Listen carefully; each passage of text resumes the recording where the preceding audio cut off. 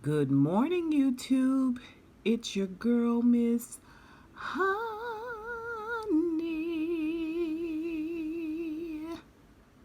Little squeaky, but she's here. Happy Friday, everyone. It's June 18th. We're going to be talking about make your complaint. Um, I don't know why I feel like I like more jovial topics. I admittedly don't know what this topic is going to go into, the depth in which it's going to go into. But anytime you see the word complaint, you think, oh no. Or if you have to complain, you're like, oh no, right? But here we are, it's Friday, and we have to do the tough things on Friday just as well as we have to do easy, breezy things on Mondays. So I digress. Make your complaint. This topic comes out of Psalms 142, verses 1 through 2. The morning version of Psalms is the S as in Sam, V as in Victory version. The evening version of Psalms is actually the New King James Version, so this should be interesting. Psalms 142, verses 1 through 2, the ESV version reads, "With my voice I cry out to the Lord.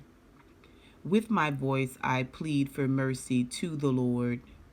I pour out my complaint before him. I tell my trouble before him." The text says, life's not fair. Think of games or races or even education. Someone always comes out on top, and there are always losers. We can influence some outcomes, but there are many things that are outside of our control. We cannot guarantee that we will be protected from the troubles of this life. What do we do when we feel like complaining about our misfortunes? We often feel like we have no right to complain to God. We are told to be thankful in all things, right? Well, yes, but God can handle your complaints and your cry for answers, just as David asks him to in this Psalms. Our prayer for this morning is, Lord, I am glad that you can handle my complaints. And my honest heart, I know that this is the safest place to vent my frustrations, because only you can help me to change my heart from the grumpies to gratitude.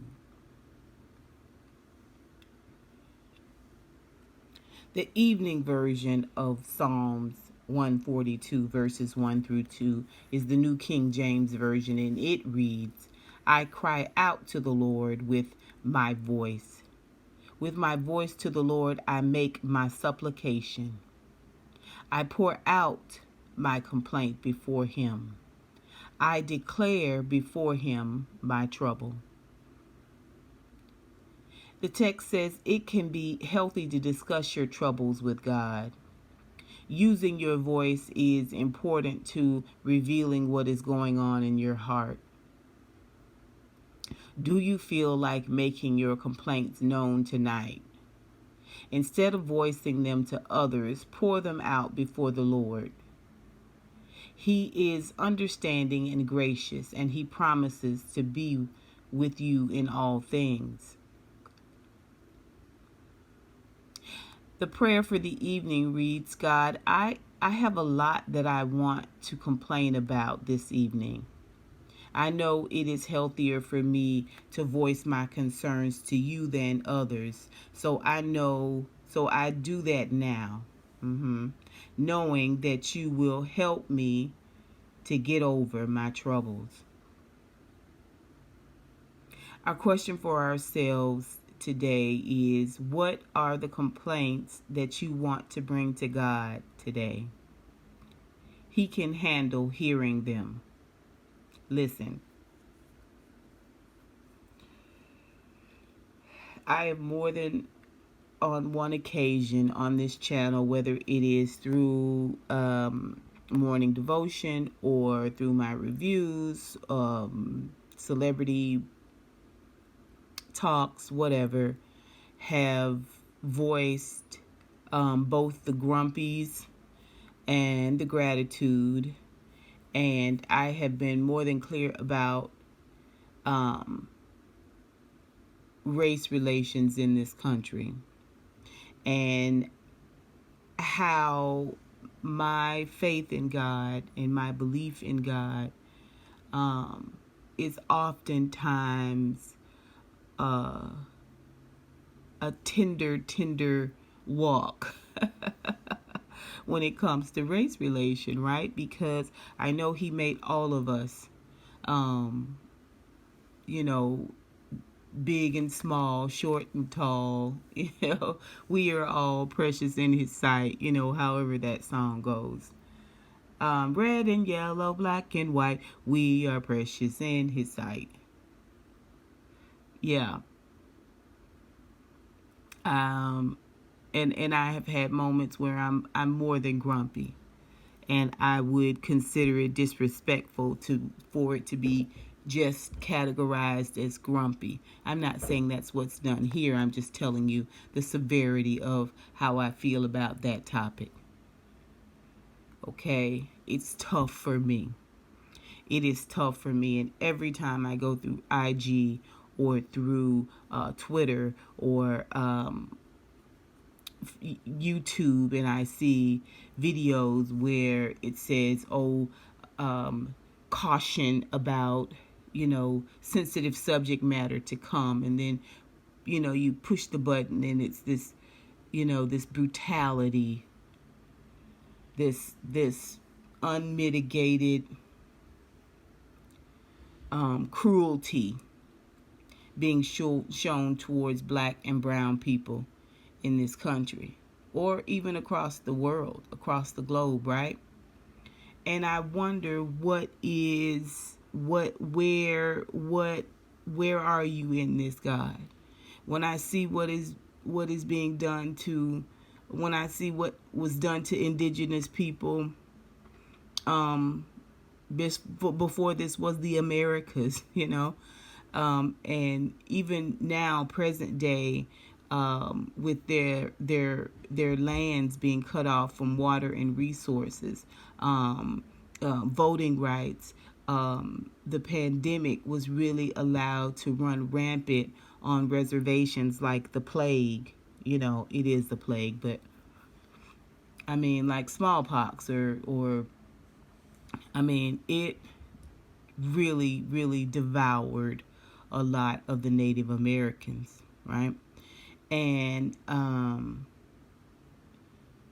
as it pertains to George Floyd, Breonna Simone, Ahmaud Arbery, the list just goes on and on and on and on and on. The fact that we can't even get simple laws passed. They will give us a pacifying law as opposed to passing an actual law, putting legislation on the books about fair policing, the George Floyd Policing Act, right?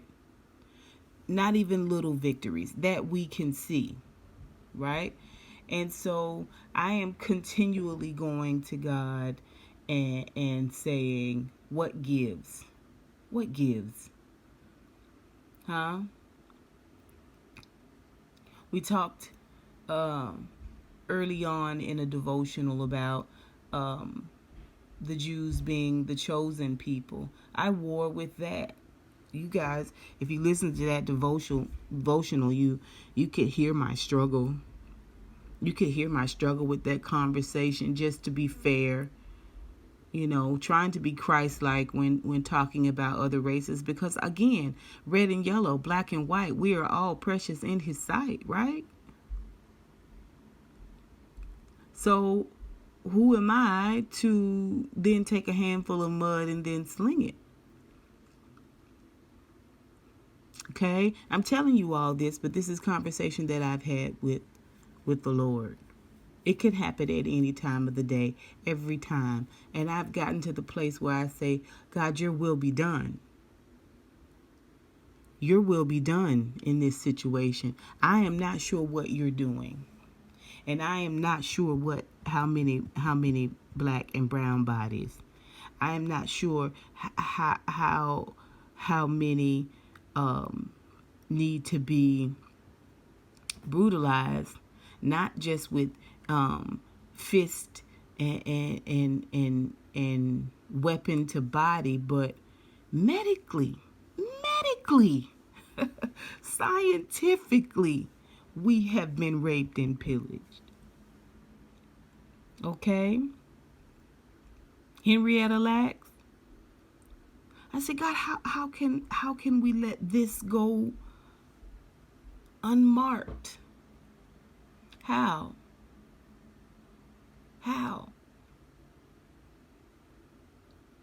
You sent armies of allies for the Jews, right? To rescue them from this horrible, horrific Holocaust. Who is coming for us? We are crippled to save ourselves, right? Mentally. No unification, right? No powerful, great movements as a people, as one people.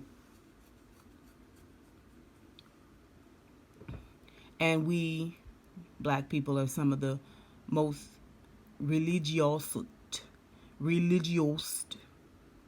people on the planet. Whether we be Seventh-day Adventists or Catholics or Baptists or Pentecostal, African Methodists, and still we're so far behind the 8 ball. How, God? Why? How? When is enough enough? Did you create us to be fodder? Did you create us to be workers? Did you create us to be slaves? I mean, let's just have an honest conversation. Oh, see, I can complain about my neighbor. I can complain about how hot it is this summer, and it ain't even summer yet. I can complain about a lot of things. But this is what's truly on my heart. I haven't even gotten into my complaints about cancer, and sickness, and disease, and how it's devouring people of color, black and brown people, at an alarming rate because of health and wellness, the standard of health and wellness in this country. The affordable or the affluent is what I mean, can afford all of the very best. But oftentimes, black and brown people who lack those financial resources, we are left to the most basic, the most rudimentary choices when it comes to our health as it pertains to cancer.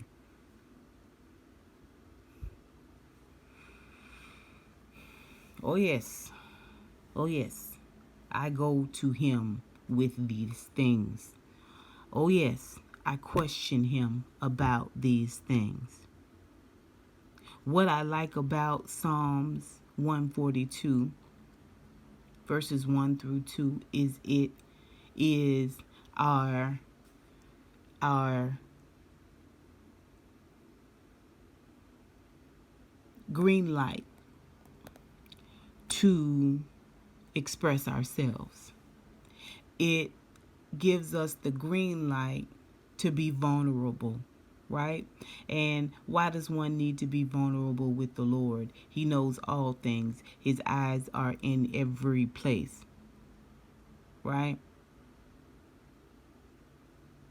He knew what you were going to do and how you were going to be feeling before you did it and felt it.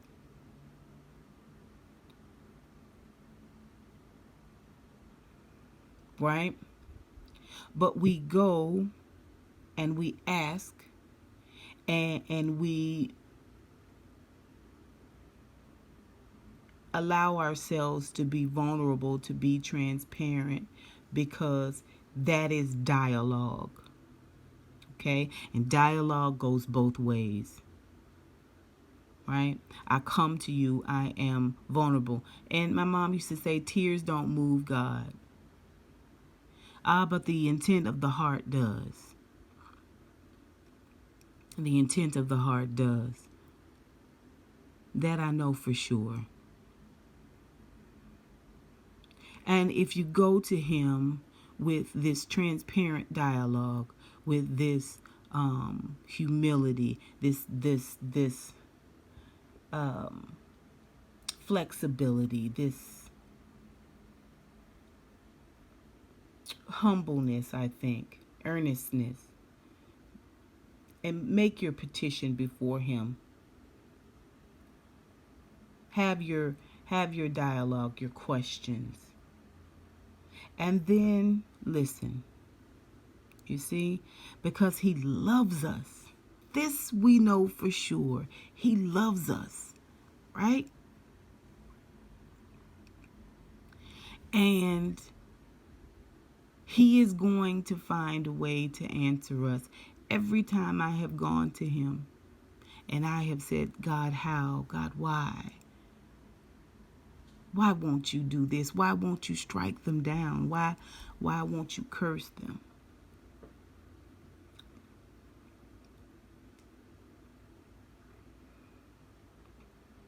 He's always answered me.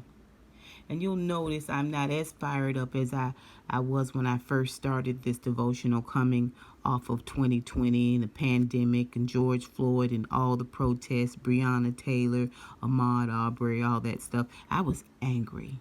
Oh, coming into 2021, I was angry. I don't mind telling y'all I was angry. I was angry to the point where I frightened myself. And I went to God with that conversation. Just like I'm talking to you, I talk to him. There's a little bit more that goes before it. There's more praise and worship that prepares the atmosphere before I go into this conversation with God.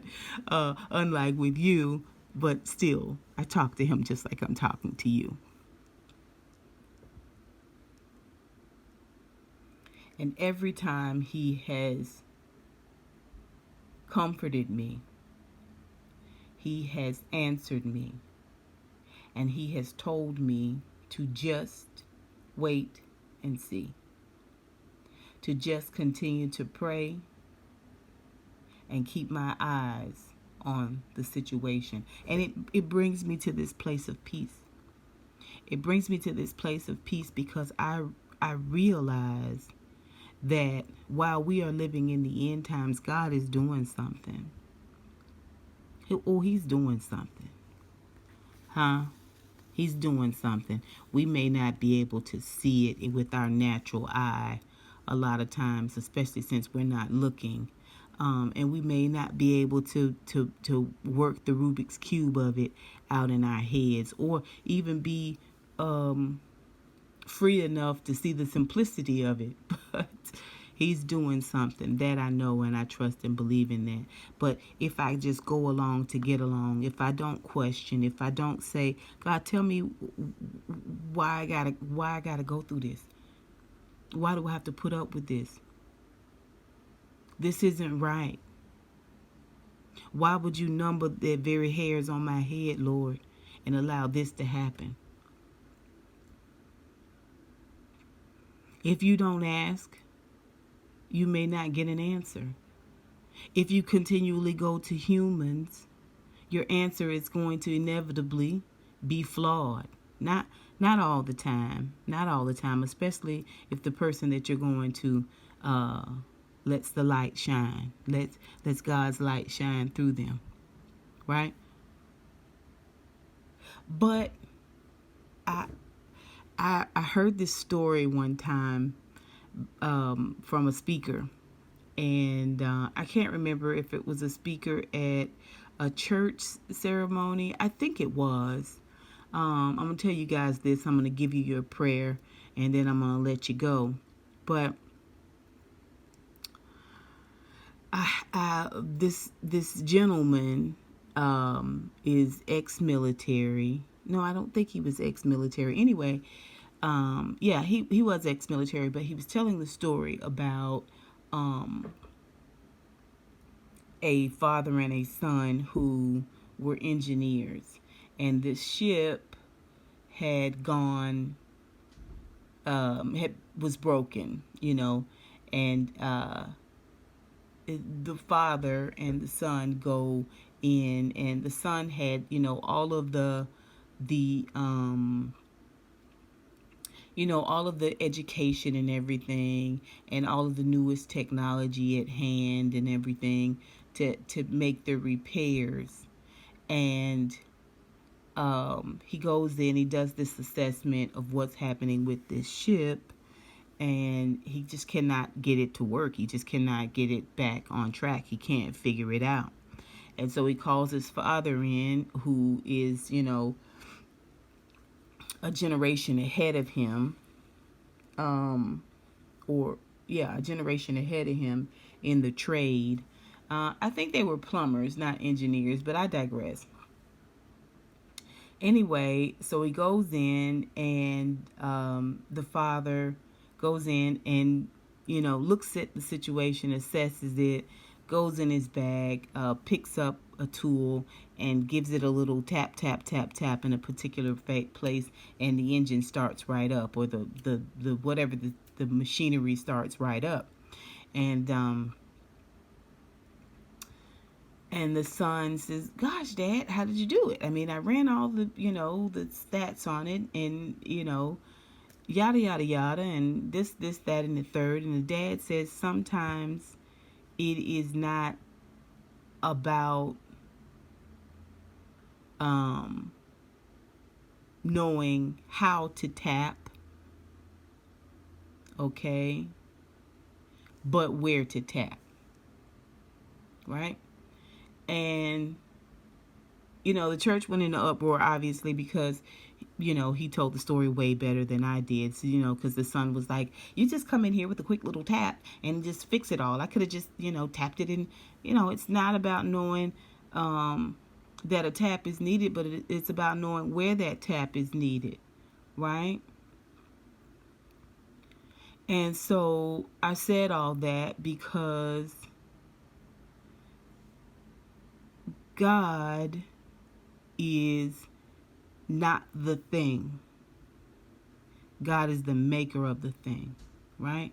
And anytime you want something to be fixed, anytime you want to know the particulars of a thing, you don't go to the thing, you go to the maker of the thing, right? Because he knows exactly where to tap. Anybody can tap, but he knows exactly where to tap. He is the creator of the thing, right? I told that story all wrong, but y'all get the gist of it, right? So you can go to another human, but humans did not. They have experience. They have life experience, and that experience has given them a measure of wisdom in some cases. But ideally, you don't go to the thing, another human. You go to the maker of the thing, huh? God the Father, the Son, the Holy Spirit. Yes? Yes. Yes. That's what I said. I'm saying. I said all that to say You don't go to the thing. Oh, glory. You go to the maker of the thing. Just like you go to the source when you want that fresh water. You go straight to the well, huh? Huh? With the cool spring running underneath it. When you have concerns, when you have complaints, okay, you need to go and talk to the Father, who is the maker of the thing. You are the thing. This world is the thing. This human race is the thing. And he is the creator of all of these things. Amen. Amen. I'm just saying, this is how I see things. This is how I operate in my own life. I hope this helps you all. Think about some things that you are concerned about. Not just your personal health or the health of the people around you. That's all important. That's all important. But go earnestly. Go honestly. Be transparent. Be clear. Be angry if you need to be. No one says it has to be this calm conversation. Sometimes we cry loud. Sometimes we weep and we wail and we moan. Sometimes a moan is all we have. But God, the maker of the moan, He understands. He understands. Although it is not consonants and vowels strung together, He understands the pain inside of your moan. Whoo, whoo, whoo. Oh, my. Oh, my. It is my prayer for you today, honeybees, that you would take your moan to the altar, that you would take your complaint to the altar, your confusion, your quandary to the altar, that you would be clear and concise about what is concerning you, what breaks your heart. That you would do that today, that you would take a moment and allow yourself to unpack just a little bit and place it on the altar of God. And it's my prayer for you that not only will you do that, but that you will have the patience, the fortitude, the acuity to listen and hear what He has to say. Right? And we listen not just with our ears, we listen with our spirit. And that spirit can speak through visual, auditory, okay? Audibles, language. So when we listen, we open ourselves up to receive what God has to say about the situation in whatever form it comes in. That's my prayer for you today. Okay? That's my prayer for you today. I love you all with the love of the Lord. Really, there's nothing you can do about that. Okay? And I hope you have a wonderful Friday, wonderful weekend. And until next time, honeybees, I'll holla.